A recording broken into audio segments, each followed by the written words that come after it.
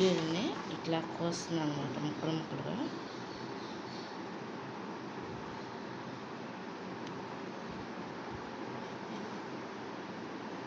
ఇది స్నాక్ అనమాట.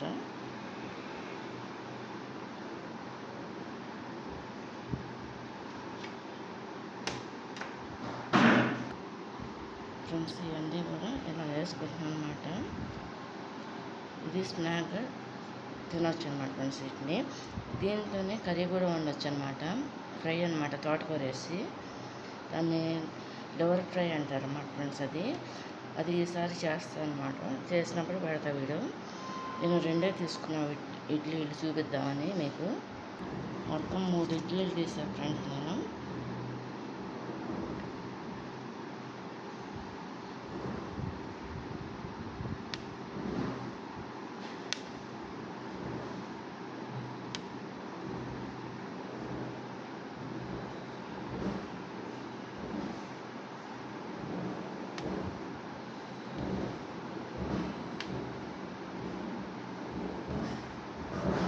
ఇలా కట్ చేసాక ఇవన్నీ కూడా ఇందులో వేసుకొని ఫ్రై చేసుకోవాలన్నమాట. అది ఏంటంటే జీలకర్రతో చేసిన ఐటమ్ అనమాట ఫ్రెండ్స్. ఇది పొయ్యి పెట్టేస్తాము ఒకటి. దీంట్లో ఈ గరిటలో సగానికి తీసుకున్నాము ఆయిల్.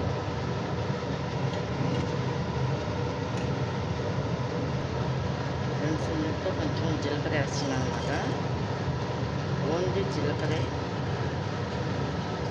దీన్ని ఫ్రై చేస్తున్నాను.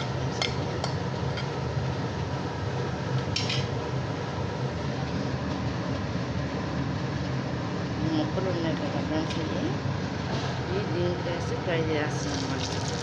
స్నాక్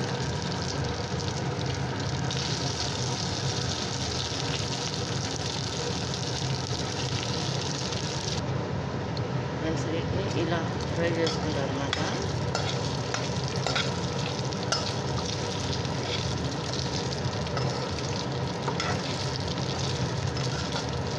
జీరా రైస్ అంటాం కూడా, అట్లాగే వీటిని జీరా సంబంధించింది అనమాట. ఈ పీసెస్ అనమాట ఫ్రెండ్స్. చూడండి ఇట్లా వీటిని కూడా ఇప్పుడు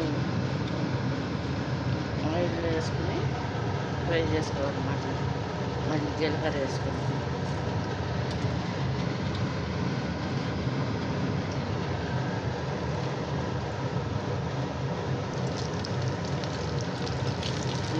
ఫ్రై చేసుకోవాలన్నమాట.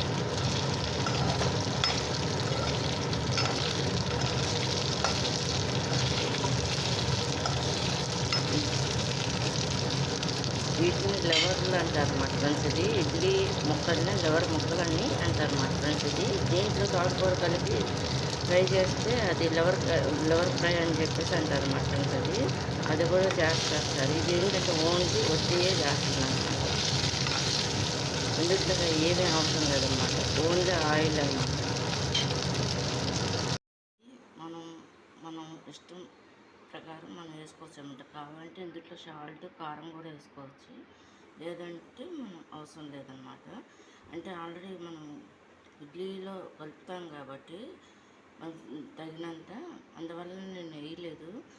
మిగిలిన వాళ్ళు కలిసి వేసుకునే లెక్క అయితే మీరు మాత్రం సాల్ట్ కలుపుకోండి ఫ్రెండ్స్. నేను చెప్తున్నాను. మామూలుగా ఏంటంటే ఇది ఇడ్లీలో మేము ఎక్కువ కలిపాము కాబట్టి సాల్ట్, అందువల్ల దీంట్లో కలపడం చూపించలేదు నేను ఫ్రెండ్స్. ఇది ఏంటంటే జీరా ఇడ్లీ ఫ్రై అనమాట, ముక్కలు ఫ్రై అనమాట.